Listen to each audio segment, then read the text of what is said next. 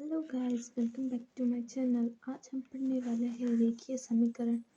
रेखीय समीकरण में हम पढ़ेंगे इन सभी का एलसीएम निकालेंगे। सबसे पहले 2, 5, 3 और 4 का एलसीएम लेने पे हमें जो संख्या प्राप्त होगी वो 60 होगी। कैसे होगी वो हम जानते हैं। 2, 5, 3 और 4 का एलसीएम लेने पर सबसे पहले हम देखेंगे 2 का भाग 2 में जाता है, 1 आ जाएगा, 5 अपनी जगह पे रहेगा, 3 अपनी जगह पे रहेगा और 2 में 4 का भाग कितनी बार जाता है? 2 बार जाता है। फिर आगे बढ़ेंगे हम। 2 का भाग 2 में 1 में जाता है, नहीं जाता, 1 लिख देंगे। 2 का भाग 5 में नहीं जाता है तो 5 लिख देंगे। 2 का भाग 3 में नहीं जाता, 3 लिख देंगे। 2 का भाग 2 में जाता है 1 बार। फिर हम लिखेंगे 3, क्योंकि 3 उससे बड़ी संख्या, हम 5 नहीं लिख सकते। पहले छोटी संख्या से बड़ी संख्या लिखते हैं, ठीक है। फिर हम लिखेंगे 3, 5 में नहीं जाता, 5 ऐसे कैसे लिख देंगे, 3 की जगह 1 आ जाएगा, 3 का भाग 3 में 1 बार जाता है, फिर 1 आ जाएगा। फिर हम देखेंगे 5 बचा है तो 5 को 1 में रूप में लाने के लिए 5 में भाग देना पड़ेगा। फिर 5 की जगह 1 आ गया, 1 आ गया, फिर 1 आ गया। 2 दूनी 4, 4 दूनी 2 दूनी 4, 4 क्या 4 के 4, 4 दूनी 8, 4 तिया 12, फिर 12 पंचे 60 होगा। तो हमारा एलसीएम आ गया है 60। आपको कोई प्रॉब्लम नहीं है। फिर हम देखेंगे इस सब पे एलसीएम ले लिया, हम सभी लेफ्ट हैंड साइड और राइट हैंड साइड को 60 से गुणा कर लेंगे। फिर देखेंगे 60 इंटू कोष्टक में बंद करके x/2 लिखेंगे, फिर माइनस 1/5 लिखेंगे, फिर इसको वापस कोष्टक में बंद कर देंगे, फिर बराबर लिखेंगे। फिर इस वाले भाग को भी 60 से गुणा करेंगे। 60 x/3 प्लस 1/4 लिखेंगे। फिर हम देखेंगे कि हम जिससे कट रही है संख्या अभी नहीं काटनी है।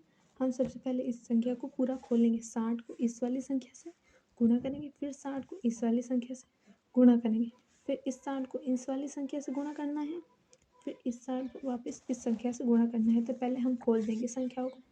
60 इंटू x/2 आ जाएगा, फिर माइनस 60 इंटू 1/5 आ जाएगा, फिर बराबर लिखेंगे 60 इंटू x/3 आ जाएगा, फिर देखेंगे प्लस है तो 60 इंटू 1/4 आ जाएगा। अब देखेंगे जो संख्या जिससे कट रही है उसको काट देना है। 60 से 2 से 60 कितनी बार कट रहा है? देखेंगे 2 से 60 30 बार कट रहा है। फिर 5 में 60 कितनी बार कट रहा है? तो हम देखेंगे 5 में 60 12 बार कट रहा है। 30 में 60 कितनी बार कट रहा है? तो 20 बार कट रहा है। 3 में 60 कितनी बार कट रहा है? तो हम देखेंगे कि 3 में 60 20 बार कट रहा है। तो 4 में 60 कितनी बार कट रहा है? 15 बार कट रहा है, तो 15 लिख देंगे हम। बाय मिस्टेक यहाँ पर 30 लिख गया था, सॉरी, गलती से माफ़ करना। फिर अब आगे देखेंगे कि अभी जितना भी जो आंसर लिखा है आया है उसको वापस हम लिख देंगे।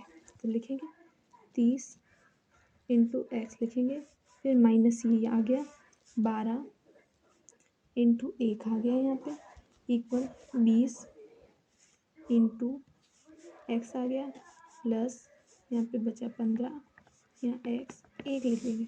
30 में एक्स का भाग देंगे तो 30 में एक्स का गुणा करेंगे तो 30x आ जाएगा, माइनस 12 एकम 12 आ जाएगा, इक्वल 20 में x का गुणा करेंगे तो 20x आ जाएगा, फिर प्लस 15 एकम 15 आ जाएगा। फिर यहाँ देखेंगे कि कई सारे बच्चे यहाँ पे गलती करते हैं, 30x में से 20 घटाते। ऐसा नहीं करना है। अल्फ़ाबेट्स वाली संख्या अल्फ़ाबेट से ही घटती है और नंबर वाली संख्या नंबर से ही घटती है। तो अभी ये समीकरण बन गया, समीकरण बन गया है। तो इसको हल करना है। हमने पहले क्वेश्चन में पढ़ा था कि समीकरण कैसे हल करना है। अभी आप देखेंगे कि समीकरण में ये अल्फ़ाबेट वाली संख्या एक साइड ले लेते हैं, 30x, इस 20x को इस तरफ पक्षांतर करेंगे लेफ्ट हैंड साइड में, तो ये 20x माइनस प्लस का है तो इस तरफ माइनस में हो जाएगा।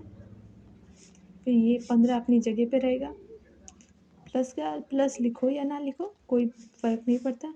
ये इस तरफ माइनस का है तो इस तरफ प्लस में हो जाएगा। फिर हम देखेंगे 30x में से 20x माइनस हो गया तो 10x बचेंगे। फिर देखेंगे 15 और 12 कितना होता है, 27 होता है। फिर हम देखेंगे x का मान निकालना है तो 27 बटा हमारा ये 7, 10 इस तरह पक्षांतर हो जाएगा। नहीं कट रहा तो यही आंसर हो जाएगा अपना। Thank you guys.